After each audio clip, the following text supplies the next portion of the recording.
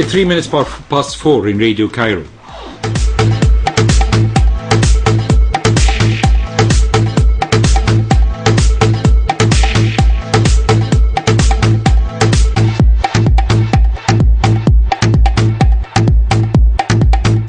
This is World of Info. My name is Amr Mabrouk. Dua Muhammad is at the control, and today we have a very distinguished day.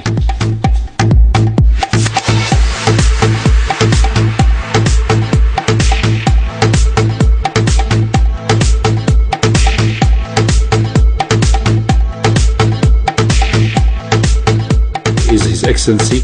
Today is His Excellency Ambassador Louis Domas, the Ambassador of Canada to Egypt, and we are very pleased and honored to have with us such a distinguished diplomat who served not only in the Ministry of the Foreign or the Secretary of Foreign Service in Canada and Ottawa, but in China, in Singapore, many different places in the world, and his first posting as an ambassador, a full ambassador to Canada, here in Egypt, is a very distinguished day and time for us to have you with us, sir. Thank you very much for coming and honoring us with your visit today. Oh, the pleasure is all mine. I mean, what a treat to be with you today and to be with your listeners. I thank you for your invitation. It's a great pleasure and honor to have you with us on air, and definitely Canada is one of our dear, friendly countries to Egypt, a country that has the northern part of the North America. Its 10 provinces and 3 territories extend from the Atlantic to the Pacific and northward into the Arctic Oceans, covering 9.98 million square kilometers. That's 10 times the size of Egypt. Come on. You're a very big country. And yet you are making it the world's second largest country by total area, yet the estimated population is 37.8 million only? Yeah, only maybe a third of what the population is of Egypt. Yes, and is it the weather, geography, or politics, sir?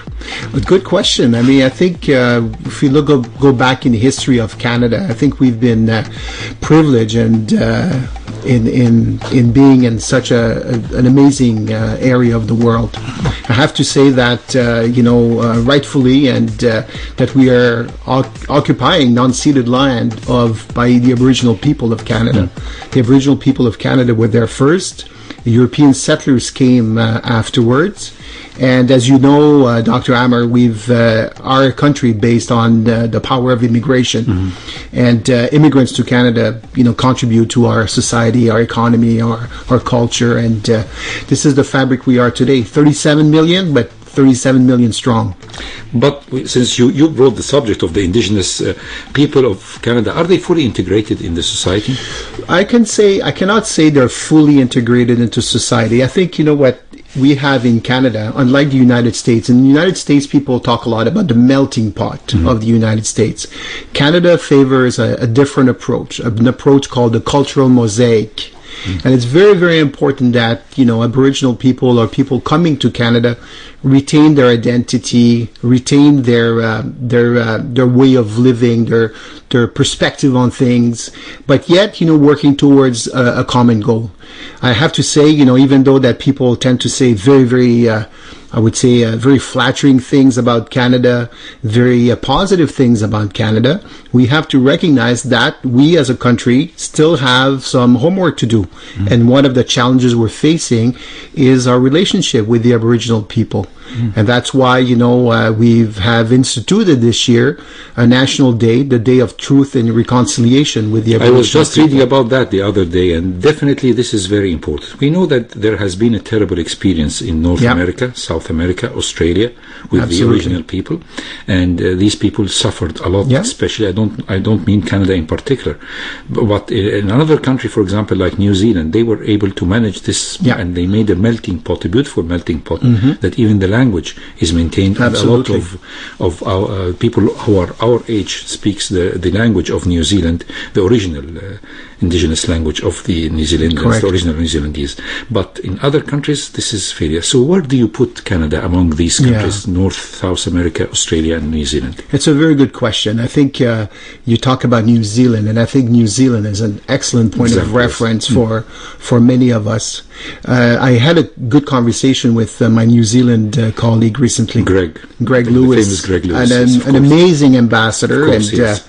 If you have a chance to know more about Greg Lewis, through social media, he's an extremely fine representative of this country. Of course. He's a great friend of mine as well. Absolutely. And Ambassador Lewis was saying that in New Zealand, they're dealing with a fairly homogeneous population, Aboriginal population.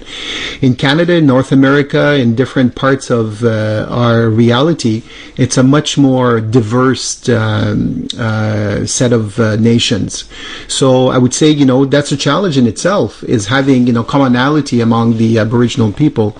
But nonetheless, I mean, it's important that we recognize, the faults of the past. Mm-hmm. Our colonial past is less than glorious, but we have to focus on the future. Where do we want to go from here in our relationship with the Aboriginal people? And I think, that's the reflection that Canadians are having at the moment. And I think we're going to go to a place of respect, a place of conversation, and a place of mutual understanding. Mm-hmm. And that's our hope, for all Canadians, is that our relationship with our very, very appreciated Aboriginal fellow Canadians, will get to a better place. Of course, because we may go to a very important point that Canada keeps a big place in the hearts of the whole world, which is that it ranks among the highest in international measurements of government transparency and civil liberties. How was that possible? I think this is very difficult to achieve, because human beings are human beings all over the world. Absolutely. And human beings are full of flaws, otherwise they will not be human, they will be angels. So there are no angels on earth. Yeah. I'm sure of that. Yeah, absolutely. So how can you be that transparent? I think it's an excellent question. And I've oftentimes asked myself the same question. How come Canada is Canada? How come, I would go to Minia a few weeks ago, and I say I'm from Canada, and people are all in awe of the fact that I come from Canada.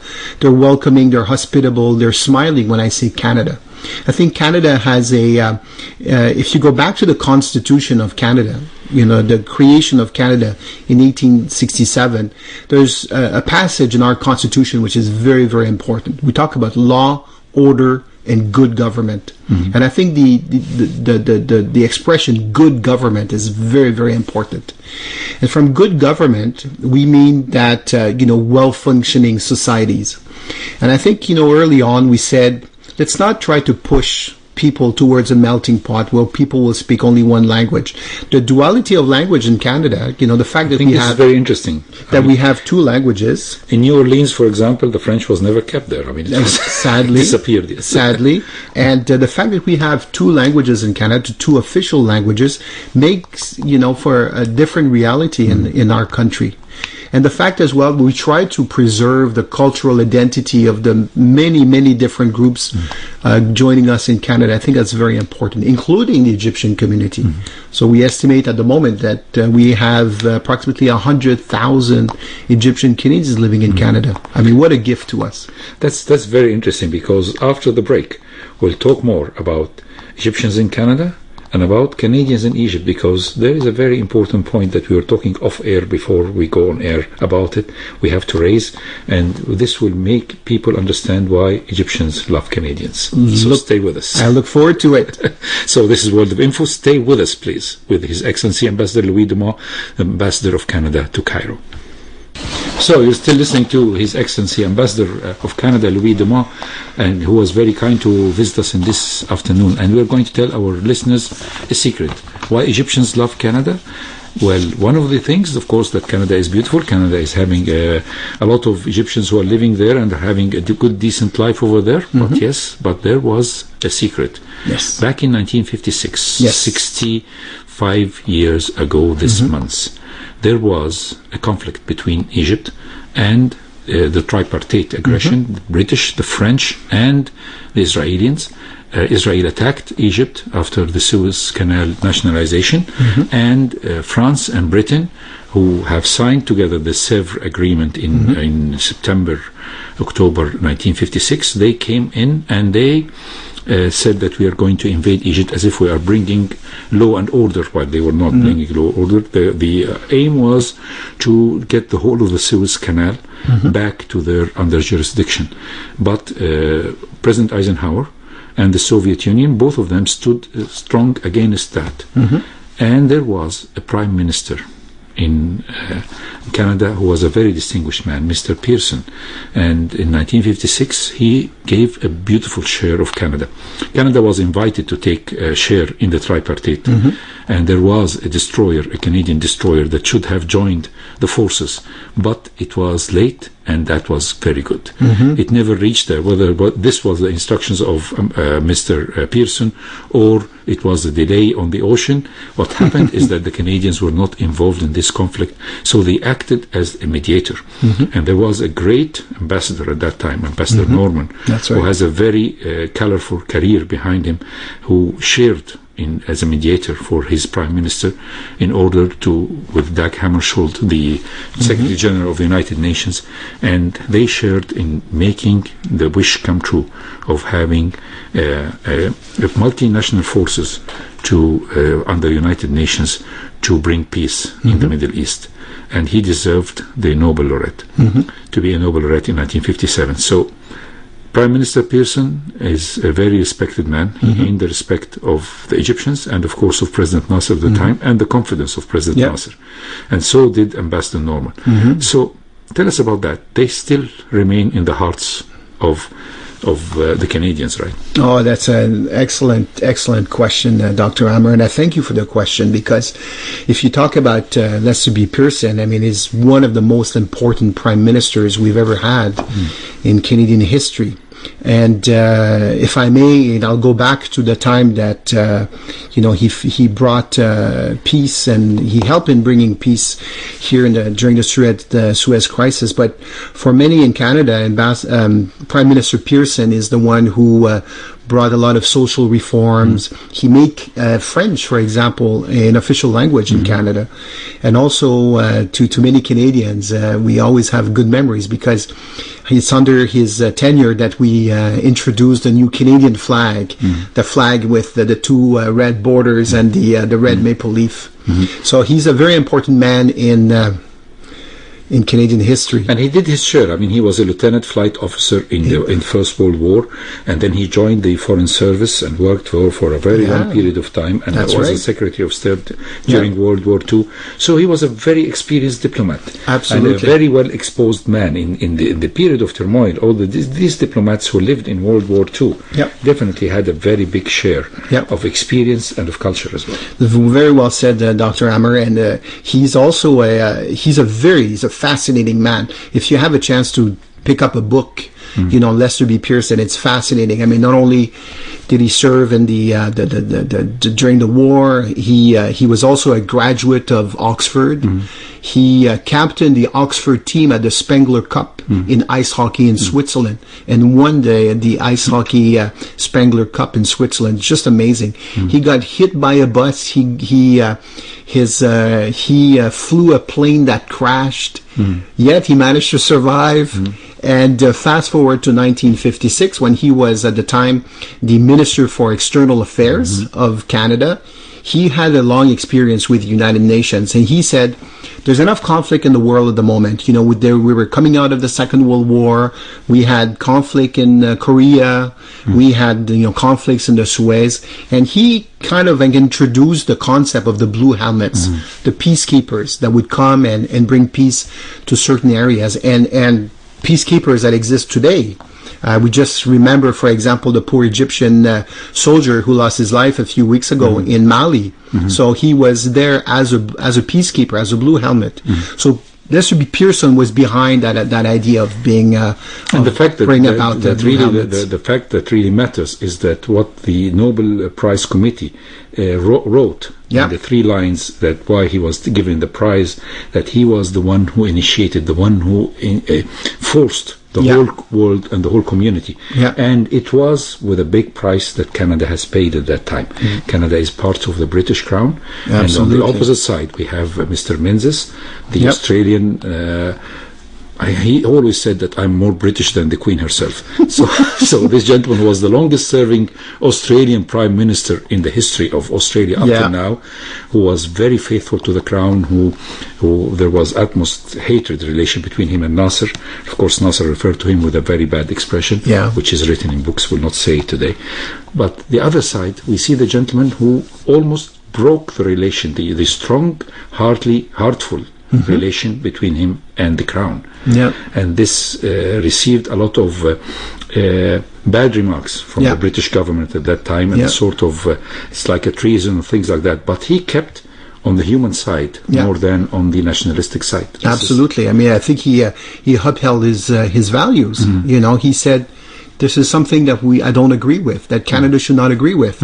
And I think rightfully so. You know, he proposed a solution that was accepted by many, and he managed to bring an end to the Suez crisis. You also mentioned, Dr. Amr, the very important role of Ambassador Norman. Yes, I really want to give this gentleman his role. Absolutely. If Prime Minister Pearson was a graduate of Oxford, he was a graduate of Cambridge. That's correct. And maybe Cambridge is the one that caused him the biggest problems in his life, because he was, as a Renaissance man, he had the exposure to everybody. And of course, people know about the ring of Cambridge, the communist ring that later on became very important members of MI6 later on.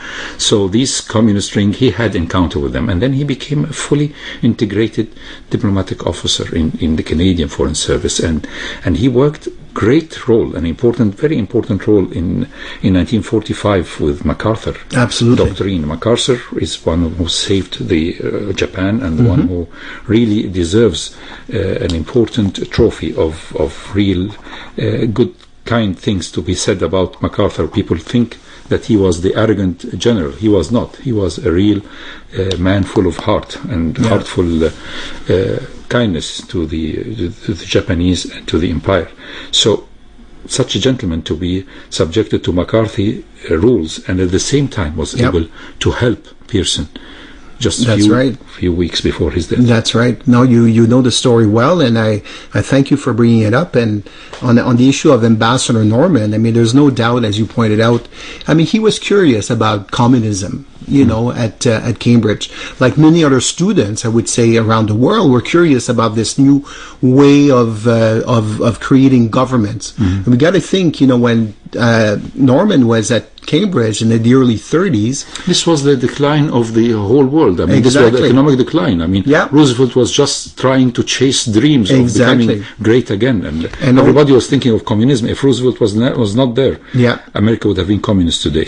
And if you think about, you know, in the early 30s, it's only like 10, 15 years that the Soviet Union had been created. So people were curious. There's nothing wrong about curiosity. And as you point out, I mean, he greatly assisted in the reconstruction of Japan. And if we go back in the early history of Ambassador Herbert Norman, he grew up in Japan. His father was a missionary in Japan. Ambassador Norman spoke fluent Japanese. And when after the reconstruction of Japan in the mid to late 40s and early 50s, then stories about, you know, his interest in communism came up, and Lester B. Pearson, rightfully so, wanted to protect Herbert Norman. He knew the value of Herbert Norman. He said to Ambassador Norman, I'm going to give you a bit of a break. I'll send you as ambassador to New Zealand. So he goes as ambassador to New Zealand. And what does the New Zealand cabinet do? Every time they would talk about China, they would invite Herbert Norman at the table and say, you know, you're the Japanese expert. Tell us how we should deal with Japan.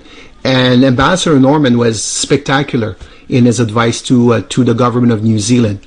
And fast forward to 1955, 1956, Lester B. Pearson knew that, you know, there were rumblings in the region, in Egypt, and he said, I'm going to send my man of confidence. I'm going to send Herbert Norman from New Zealand, from Wellington, to Cairo, to Egypt. And Ambassador Norman was critical in the success of the resolution of the Suez crisis. And unfortunately, it since turned back very gloomy and gloomy, and he decided that he's going to end his life by climbing in an elevator to an 8-story building in Cairo. That's right, Doki. Dokius, throwing himself on the route to the Nile and buried in, and Nasser did a very great respectful funeral to him in his escort of the coffin to the airport, where he was buried in a beautiful cemetery in Rome. But this is very hard. Very, very sad. Yes. Very, very sad. And I didn't like the idea that the film that has designated the role of MacArthur in saving Japan, the guy who was acting as his civil assistant, and this was Norman, was designated as an American lieutenant or something like that. You know, Hollywood likes to rewrite history. Yes. Yeah. But the gentleman who was always standing and giving advice to MacArthur was Norman. Yeah. A brilliant ambassador. And you can only imagine, you know, when I was asked to come as ambassador to Egypt, I mean, what a privilege, what an amazing honor. You're walking in his footsteps, but not all his footsteps, please. I try, but it's big shoes to fill, I gotta say. When you see, you know, you follow in the footsteps of Herbert Norman, you better get up pretty early. Yes. Well, definitely this is great. We're still talking and reminiscing about why Canada has a big place in the hearts of Egyptians, but we'll talk more about Canada after the break with His Excellency Ambassador Louis Domas, Ambassador of Canada to Cairo. Well, this is a question that is asked by one of the colleagues of His Excellency the Ambassador, and we'll give an answer to that right away after what we are going to talk about, which is Canada is one of the world's most ethnically diverse and multicultural natures, the product of large-scale immigration from many other countries, yet most of these ethnic groups are fully integrated, but keeping a lot of their own traditions. Well said. How was that possible? This melting pot, was it World War I or Jap raid in World War II? Very good question again, Dr. Amr. I think if you go back, I mean, it's always been a country of migration. Even if you go back to the, you know, as I said, you know, our Aboriginal colleagues, our compatriots were present in Canada, and then the French arrived. You know, Jacques Cartier and Samuel de Champlain settled in Canada. And by the way, people don't know that the meaning of the word Canada. Apparently, when the French settlers arrived, the indigenous people who were in Canada said Kanata, meaning, you know, come to the village. And so the word Canada essentially means village. It's a big village today. Yes. But, you know, if you go back... One, it's 38 million only. It's still, in comparison to Egypt, it's a pretty small village. Yes. But, you know, so you always had those waves of immigration. And then the British came, and then the Scots, the Irish during the potato famine, you know, were very present in Canada. And then, you know, we have waves of Ukrainian. And at one point, we said, okay, it's fine that we have all those different waves, and mainly... waves of immigration coming from Europe, but I think, you know, to be fair to everyone should have a crack at it. And if you again, you know, like, I have to say that while we believe we have a good immigration system, if you go in our history, we're not that great. You know, we were trying to stop Chinese immigration, for example, and that was I would say, a dark moment of our history. But at one point we decided, you know, we should open to the world, and we created this point system. The point system that exists in Canada is for economic immigration. And for economic immigration, it's a very important component of our reality, where we look for individuals who present certain qualities that can come and assist the economy in Canada. So in Canada, at the moment, we accept approximately 400,000 new immigrants per year. Out of those 400,000, 60% will be economic migrants, but 30% we have reserved for family migration. People who want to bring their spouse, their children, their parents to Canada. They can still come to Canada. And also part of the humanitarian tradition of Canada, we reserve a 10% slice for refugee and humanitarian cases.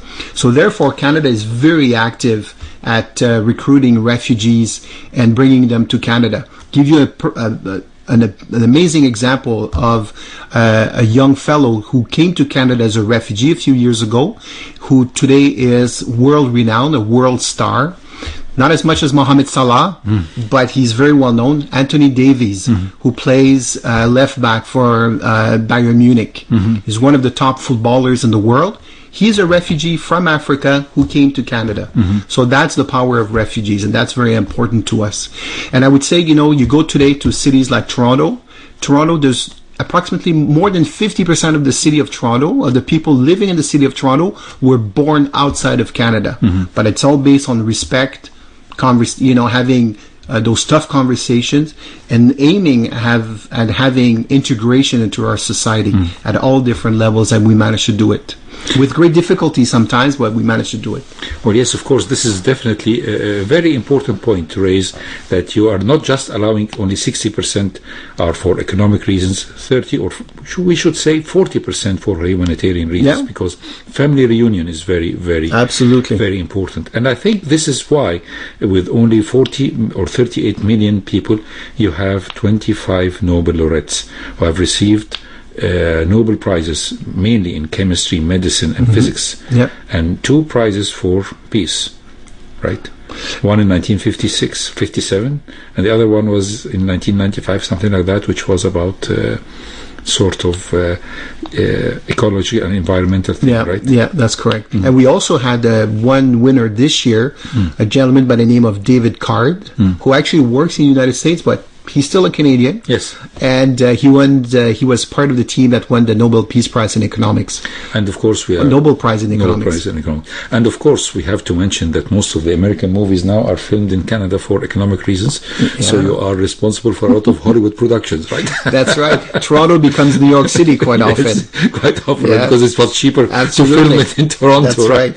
And there's a famous actor, Peter Ustinov, who, and as much as I love, and I have to say, love my American neighbors and my American brothers and sisters, but Peter Ustinov says that Toronto is New York City run by the Swiss.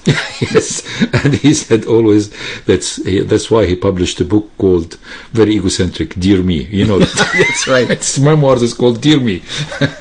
So since we're talking about Peter Ustinov and about your neighbors, so Canada's long and complex relationship with the United States has had a significant impact on its economy and culture. How far this relation affect the country? Because you have the longest borders, or you have the only borders. Unprotected, and unprecedented. You have closed these borders in Corona times. And, sadly. And a friend of mine who's Canadian now, an Egyptian professor, and he's working in Canada, and his children, one of them was should be commuting between his place in Canada and across the Lake of Chicago, where he goes there. And so he was trapped on the borders, and so he did all his work online because he's Canadian. So it's a complex relation. It's very complicated. You know, like what you write on Facebook when you say relationship, you say it's complicated. Right? Tell us about this complicated relation. It's complicated, but at the same time, extremely beneficial for Canada. I think, what a privilege to have, as you point out, Dr. Amr, the longest unprotected, that's amazing, unprotected border in the world that stretches for, thousands of kilometers. And we, how can I say, it's a complex relationship, but from an economical perspective, the United States are a number one trading partner, and that's very important. And there's a lot of cross-border trade that exists. So a lot of cars, for example, are built in Canada. We signed with the United States in the 1960s something called the Auto Pact, where cars would be built in Canada and exported to the United States for the North American market. That was very, very successful. You mentioned the people-to-people ties. We have to recognize that in parts of the country along the border, there's families that live on both sides of the border. So I'll tell you a funny story. There's a place called Stansted, Quebec, where the border actually goes through people's house. So your living room would be in Canada, but your dining room would be in the United States. Much better than having a room in Mexico and a room in the United States. Exactly. Yeah, it's and the relationship with Mexico is also a very, very interesting one. And but it is a vital relationship, and I would say that the relationship as well between President Biden, Prime Minister Trudeau is excellent. And I would say traditionally the relationship between the President and the Prime Minister have always been very, very good. Sometimes, I'll be honest, we disagree. And we have to respect. It's normal in politics, of course. Absolutely. And prime example of that is that during the right after September 11, when our American brothers and sisters, deployed to Iraq, Canada decided not to go to Iraq. And we did so because we did not believe in the cause at the time. And I think it's important, as you mentioned, that Lester B. Pearson and having the courage to stand up for the values, I think it's important we do that in our relationship with Americans. And we're closely linked. You name it. Environment, for example, is something that we both worry about, and we work together. Maritime rights, for example, as you pointed out. There's lakes that straddle Canada and the United States, the Great Lakes, for example. How do you solve disputes among those maritime lines? So Canada and the U.S. have had an excellent relationship. And I'll say this on a very personal level. I'm a graduate of an American university. Really? Which one's Boston University. Oh. So it's close to my heart. And I had the pleasure of traveling again and again through the United States. And I'll say this very, very publicly. As much as I like Egypt and I find it a fascinating country, people ask me back home in Canada, because I've traveled quite extensively throughout my career, and they say, what is the country that fascinated you the most? And there's a few countries that come to mind. I mean, Egypt, absolutely. Oman, for example, I find another amazing country. Of course. And but I gotta say that one of the most amazing countries is possibly the United States. The diversity at all levels. And you mentioned, of course, Boston, because Boston is a very beautiful academic city. Yeah. It's the city with universities. It's a university city. Not only Harvard is there, MIT is there, Yeah. Northeastern is there, Boston Absolutely. University is there. My cousin is the vice president of Northeastern, by the way. So this is good universities and great universities over there. And therefore, I think nobody can compare academia in Boston by any other place in the world. It's the biggest unique. concentration of university students and the biggest concentrations of universities and colleges is in Boston area. Yeah. So definitely we're lucky to be in such an academic melting pot. Absolutely. But I'll say this, Dr. Amr, if I may, I would say Canadian universities, I have to make a pitch for Canadian universities. McGill, nobody can. McGill, University of Toronto, Yes. And they have Western. and of course the Egyptians, since we talked about Egyptians, the 100,000 Egyptian strong community, a lot of the deans of the faculty of engineering or the schools of engineering are Egyptians. Yeah. And a lot of our prime ministers and ministers are graduate of Canadian universities. We're very proud of this. Having PhDs in Canada, which makes them very special and very highly educated. And we've benefited from that relationship. You mentioned the deans. We've signed agreements with University of Ottawa, with Queen's University in Kingston, Ontario, where we send Egyptian students at the master's level to go and finish their studies in Canada. So it's great benefit to Egypt, great benefit to Canada. Of course. And I'm very happy to see that some of these were not just part of a brain drain, because some of them returned to Egypt, and some of them held very important posts and Absolutely. jobs. For example, Galal Said, who was the professor of engineering, and he got his degree from Canada, and he came back to Egypt and then became a minister of transport and a governor of Cairo, and many other people we could mention, and we could go on forever talking about Canadian education and Canadian benefits. Since we have talked about Prime Minister Trudeau, there is a Trudeau legacy. Yep. He is the son of a prime minister, and this prime minister who governed Canada in the 80s, and he was also a very distinguished man. Absolutely, very intelligent. Yes, he didn't stay long in the governorship as a prime minister in Canada. He was less lucky than his son, but definitely there is a legacy. Both men, I think, had a lot of morals and a lot of understanding of the importance of humanitarian role as a prime minister, and I really respect that. Could we elaborate on both more? Yeah, I mean, No, thank you for that. And there's a continuity with Lester B. Pearson, because when Lester B. Pearson became Prime Minister of Canada, he recruited a young lawyer from Montreal, Pierre Trudeau. Pierre Trudeau is the quintessential Canadian, because he spoke fluent French and English, and he was like you. I try. Sometimes I stumble on the few words. In what? In English or in French? Oh, both. Come on, no. Louis Domas means that you are French origin, right? That's right, from Quebec City. Yes. Yeah. Any relation to Dumas, the famous no, writer? I wish. I was asked many times, and Alexander Dumas. But like I have lots of time. I've read the work of Alexandre Dumas, and indeed fascinating. But Pierre Trudeau, I mean, what a brilliant individual. Yes. I mean, he. I could go on and on for hours to talk about Pierre Trudeau. A couple of things I will mention. He came to Canada. He became Prime Minister of Canada in 1968 at a very young age, at a time where it was not obvious to be a prime minister in a country.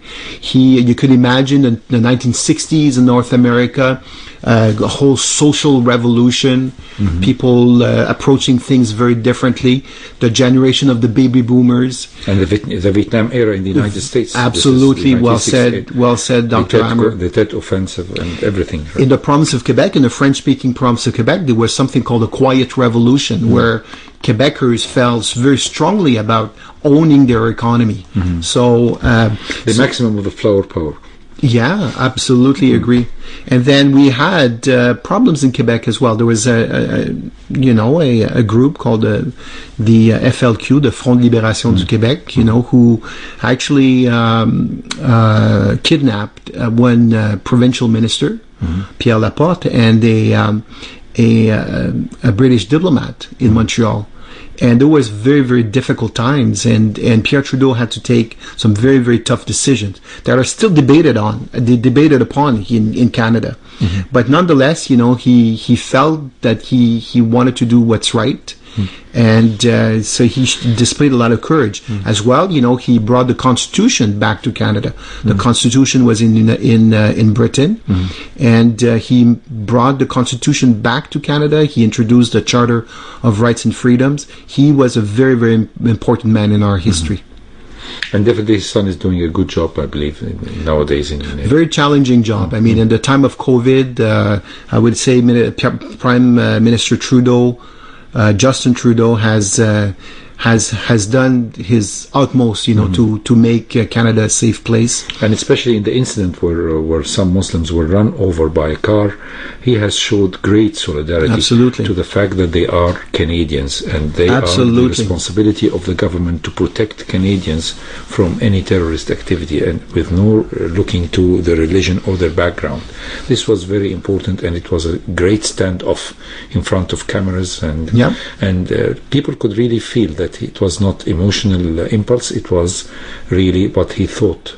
Absolutely agree with you. And indeed, the Muslim community in Canada, we're talking about more than 1 million Muslim Canadians, and these individuals are extremely important members of our society. And we cannot have any different treatment towards one minority or in Canada. So, I mean, Prime Minister Trudeau really stood up and made his message very clear that Islamophobia has absolutely no place in Canada.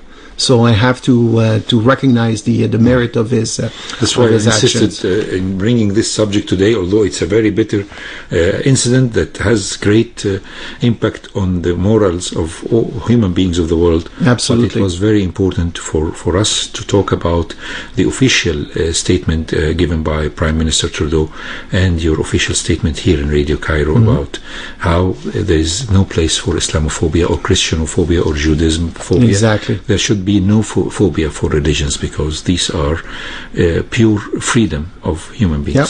Totally agree with you, Dr. Amr. So we're still listening to the World of Info. We have a lot of things to talk about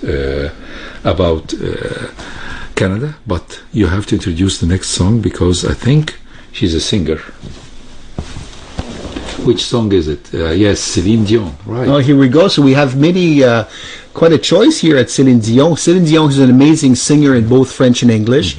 I don't know if I prefer her in English more or in French more, but in any event, I love the lady. She's not only a great singer, she's an amazingly funny lady. You have met her, sir? I've not met her. I would love to meet Celine Dion. And I have tremendous respect for her because she comes from a big family and she's extremely caring about her family, her brothers and sisters. She's an icon. She's an amazing sweetheart. Definitely, and I hope that she's gaining some weight because sometimes she was completely losing a lot of weight. She had the tough goings with the loss of her husband recently, but we wish her well, and it definitely would be one of my dreams to meet Madame Dion. And the world needs her. Right? Absolutely. So the song is picked by Dua Muhammad, but any song from Celine Dion is loved by His Excellency's Ambassador, right, sir? 100%. So this will be a surprise to you. We can't see what's the name of the song, and then we'll comment on the song after the song. So yes, this was two.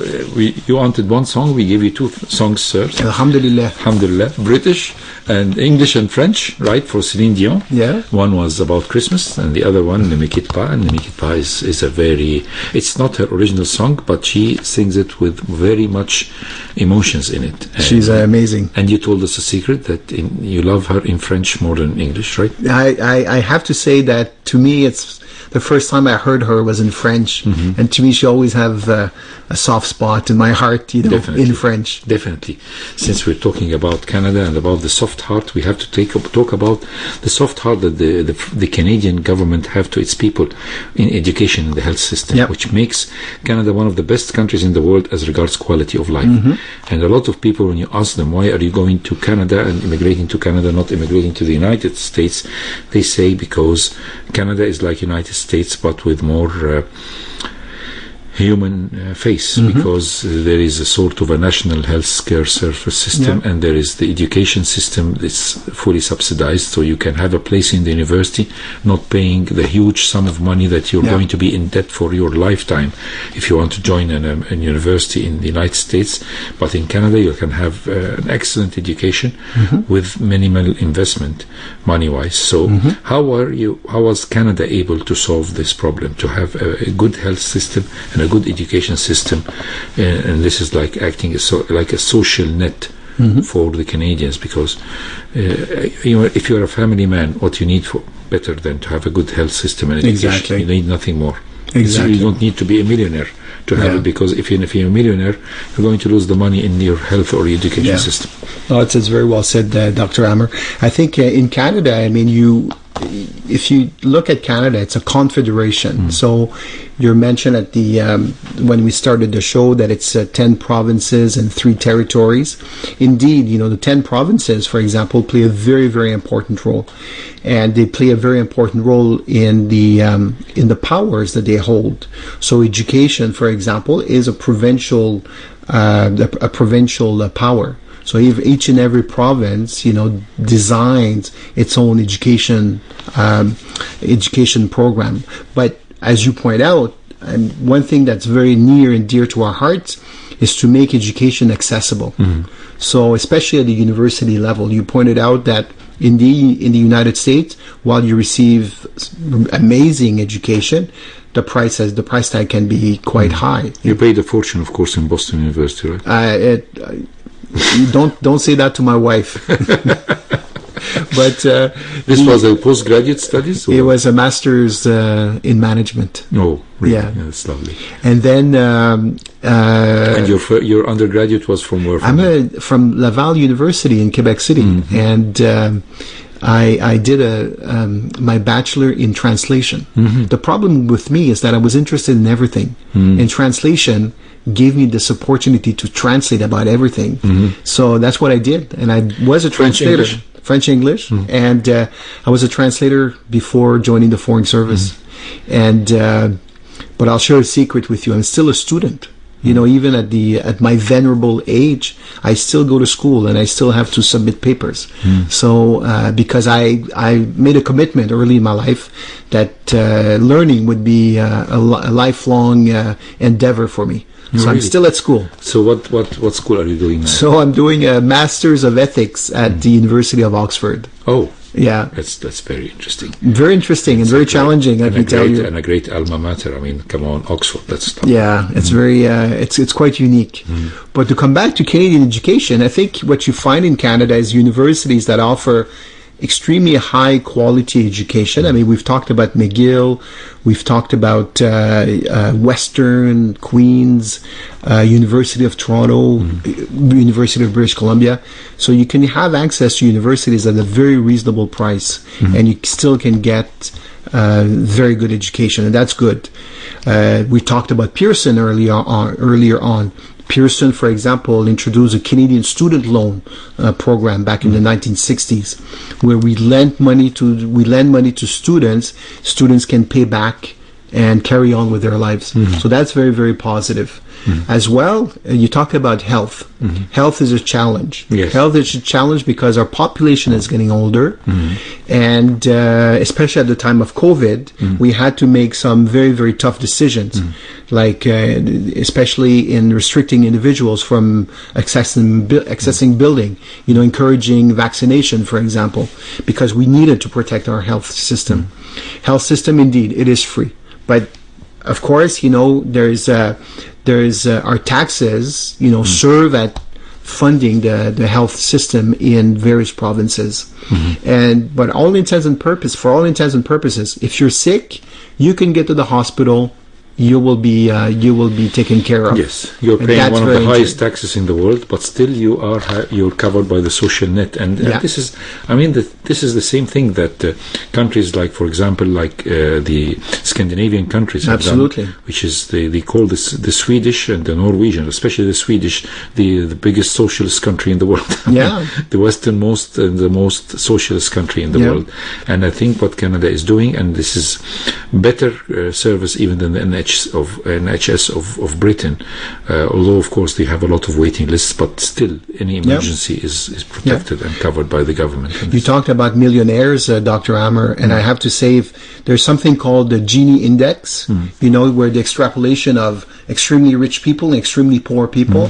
While Canada, we try to squeeze that as much as possible into a middle class. So we have a very vibrant middle class, and we try to have as little poor people as possible, and as little millionaires as possible. And millionaires, it's more challenging. Let's put it this way.